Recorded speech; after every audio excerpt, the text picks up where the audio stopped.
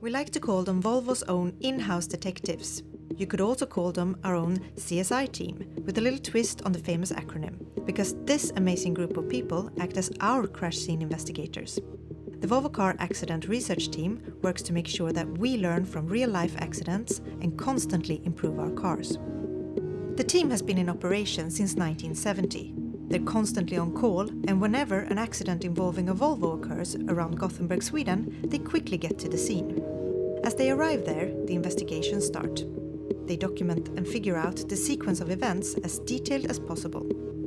The work continues back at the office. Police reports are requested, the driver is contacted, and the car is examined. How are the passengers? How forceful was the impact? How quickly did the active safety systems intervene? It's all part of vital data gathering. A lot of effort is also spent understanding how the driver experienced the accident. What was the cause of the accident? This involves the safety center's behavioral scientists.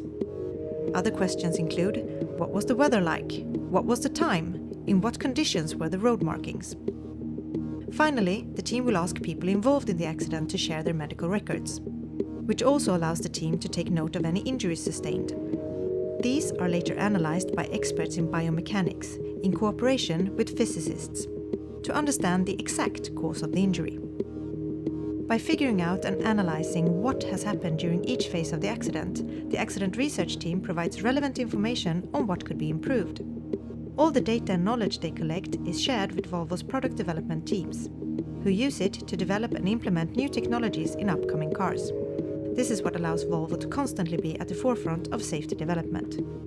The accident research team is far from the only source of research data for Volvo's safety experts, but it plays an important role. Accidents do still happen, but the consequences are much milder now, and serious injuries are much rarer than they used to be. The team's hard work and research allows Volvo to make sure that a tragic traffic accident can lead to something good. Ever safer cars.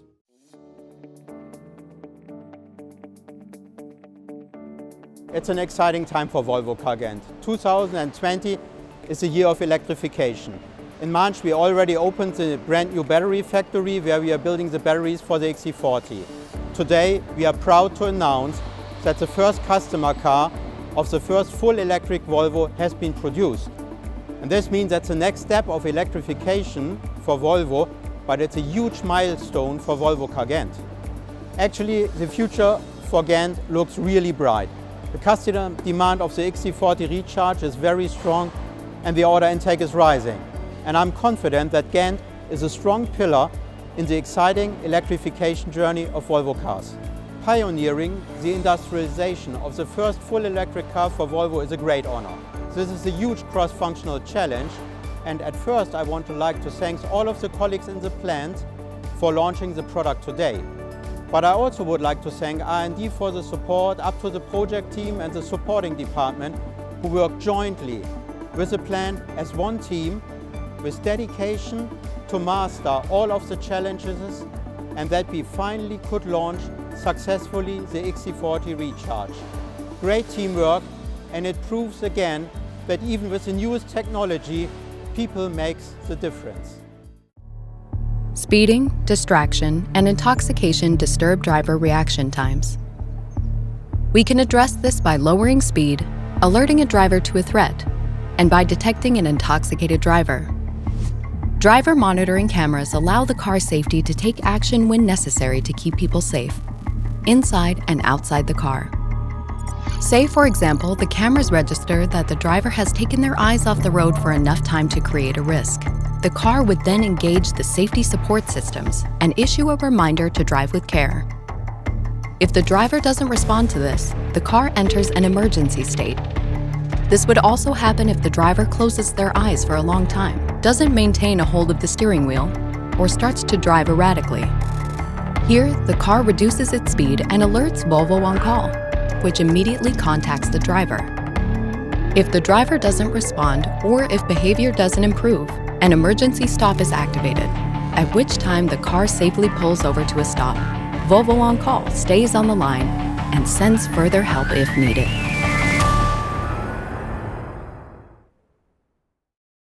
Hi, my name is Malin Ekholm. I'm head of Volvo Cars Safety Center. Well, distraction, disturbance, and anything linked to inattention to the driving is a hazard independent on age or gender. So technology is moving forward. So we want to start addressing these systems with the active safety functionality that we have today, supporting you during driving. As of model year 21, we have introduced the speed cap into our cars to start the dialogue on the importance of keeping a safe speed. So the speed cap as such is not the answer to the issue of speed, but it is a very, very important statement to start the discussion on what is safe speed and how do we make sure that we keep safe speed. Currently, the support functionality for distraction is forward collision warning and the automatic emergency brake system. But looking forward, we are looking at introducing what we call driver monitoring cameras into our cars. And the driver monitoring camera is a camera not to film you, but the camera being the sensor with the highest level of detail to understand where you are in your mind. So the eye is the mirror to the soul, and we're wanting to use the camera to understand where you are attention-wise and bring you back. People are awesome drivers when they're at their best. We need to make sure you're at your best all of the time.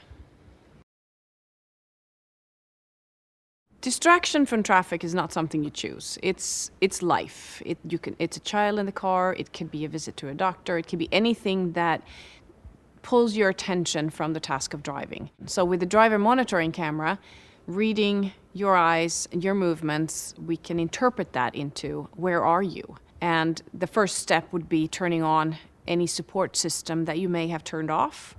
A next step would be some kind of signaling, may it be a sound or a vibration or a visual, bring you back into the task of driving. If that doesn't work for whatever reason, then the next step would be a safe stop, some kind of communication, how are you, but really focusing on where you are and making you the best that you can possibly be. Safety at Volvo Cars is in our heritage. It's who we are, it's where we're from. So it's a natural part of us. And to us, safety is a knowledge-driven process. It starts with what's happening. It starts with what is putting people in danger, what scenarios are injuring and killing people. And having a dialogue and an understanding with governments, with institutes, with rating institutes on what are you seeing, what are we seeing, what's our analysis on this, is a very fruitful way to attack traffic safety. Because then we share a common ground, and the common ground is that things are happening and we need to work on it. Safety development at Volvo Cars is a knowledge-driven process, and we always start with the field. What is happening in real-life traffic? We have our own accident research team that do in-depth investigation on Volvo Cars in Sweden.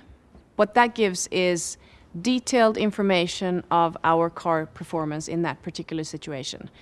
Then, of course, we go into the global database and look at what are the scenarios that are harming people, that are killing people. With the scenario, we know we can find that in our in-depth investigations. So the combination of the global analysis of the bigger picture with the details of our own data, we can really understand what it is we need to work with, what the next step would be. And this is the starting point for anything and everything we do when it comes to safety. We start with the data. From there, we do research, we do analysis, we understand what it is, and then we innovate. Sometimes the technology is available, then we will use it.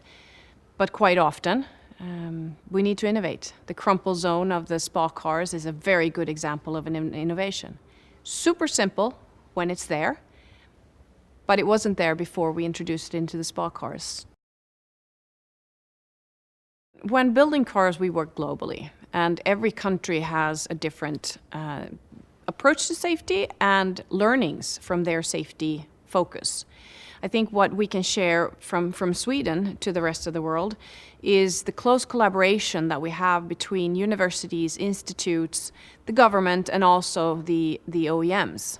Because safety is not solved by one part alone. It's a combination of infrastructure, the car and the functions in the car, education, and legislation. So all of these parts need to come together to really take the big strides in improving traffic safety.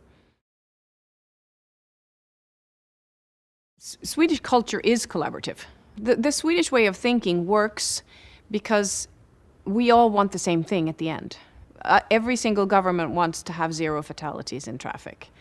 And every person that drives a car wants to come home safe and wants to make sure that everyone around them is safe. So if the starting point is what we want to achieve and what the data is telling us, you can have really fruitful discussions. I think the history of how Swedish companies and institutes and legislators have worked is that we've had a very structured way of collaborating over the years. And I'm seeing more and more of that, and I really enjoy these collaborative dialogues that we have across the globe. To summarize Swedish safety culture, I think the best way to do that is by using the Swedish word omtanke. Om as in tanke as in thought, like rethinking. Always rethink. But omtanke has a different meaning as well. It also means caring for others. So the rethinking of every situation with the perspective of caring, I think that really summarizes the Swedish safety culture in a good way. My hopes and dreams for car manufacturers, authorities, road users, is that we all see traffic safety as a joint problem that we all need to take our part of the responsibility. I think if we all join forces and share our knowledge, not the technical solution, but share our knowledge to make each other better, to make each other stronger, and really pushing traffic safety forward, I think that's the way we're going to make a big difference moving forward. Being an engineer, and in particular a safety engineer, I think the technology of the future is completely fascinating.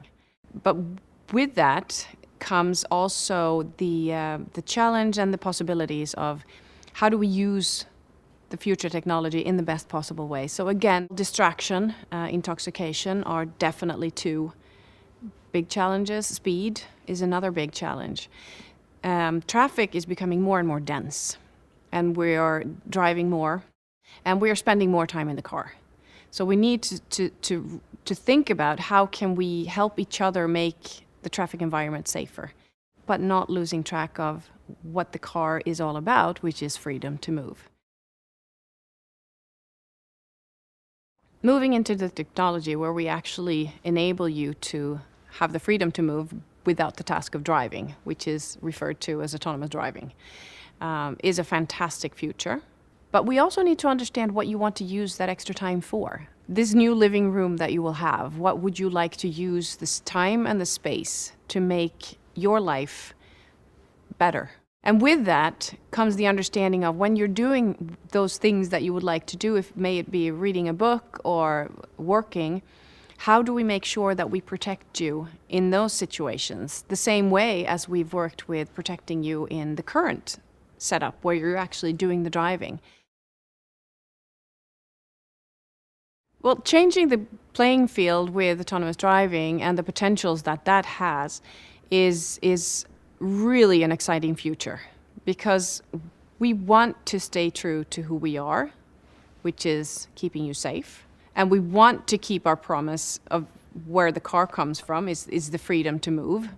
And then with that comes the fantastic research and all the knowledge and the customer needs, and then boiling all of that down and moving safety forward into the future is extremely fascinating. I think moving forward into autonomous drive, you need to translate the person-to-person communication into a car-to-person communication, because it's been trained over the years, the eye-to-eye contact. That's something that's in our DNA. how people respond and react to each other. It's very global, the communication. It's very subtle. So that needs to be translated into a car communicating with a person.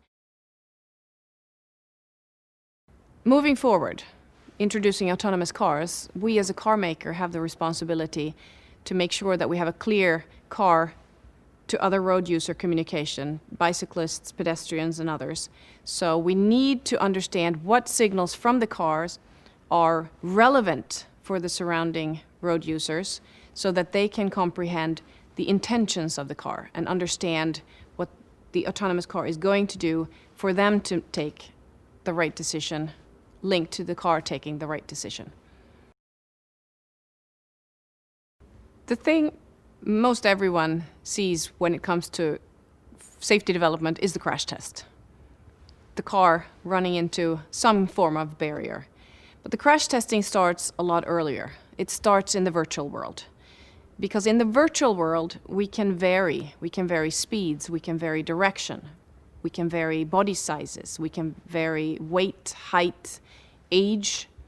Of course, components and systems are part of that as well. But it's important to understand that the physical test is super important to know that what we see in the computer is actually the truth. But what we can do in the computer is actually make sure that we have the robustness for the variation that we have in the real world. The actual crash test is over in a split second, but the process to get there is a meticulous process, and it starts 1 week before the actual test. And yes, it is brand new cars coming from the factory. So what we want to know is that we are producing what we're testing. And then, depending on what the test is, it's a defined set of crash test dummies, which is a representation of the human body. It's a defined speed and a defined direction, and everything needs to be done to perfection. So a lot of hard work, a lot of details, and checks and checks and checks over and over again to make sure that what we want to do is what we're doing. Because then we know that for all the physical tests, we have a back-to-back comparison, and we know that we have the performance level that we are expecting and that you are expecting from a Volvo car.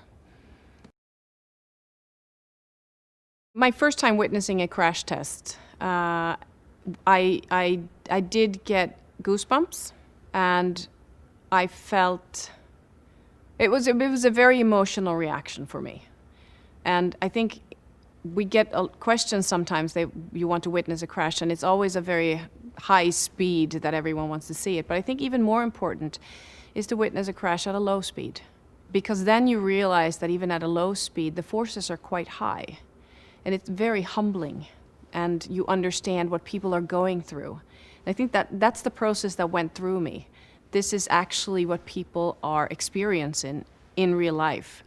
And being there and witnessing that just gives that extra energy to push further, work harder, and make our product even better moving forward. When it comes to traffic safety, the basics are really the most important starting point. Using the safety belt, making that mandatory. Using the protective systems that are there for children, booster cushions and other solutions to make sure that the children are protected in the best possible way. And then driving at a safe speed. Doing those three is going to add a lot of safety to roads, and then we can start the conversation on moving forward from there. There is a global difference, but I think at least everyone can start in just making sure that the basics are there. Staying safe on the roads starts with the simple things. It starts with using the safety belt, making sure that your children are using the right booster cushions, and keeping a safe speed. With those three, you're taking a really big step towards safety.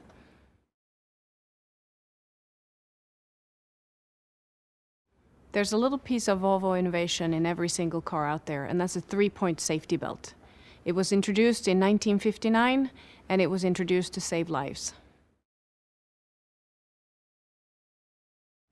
Staying safe on the road is not a cowardly thing to do. It's the right thing to do. Your family wants you home. So use the safety belt, stay at a safe speed, use the protective booster cushions for your children, and make sure you get home safe.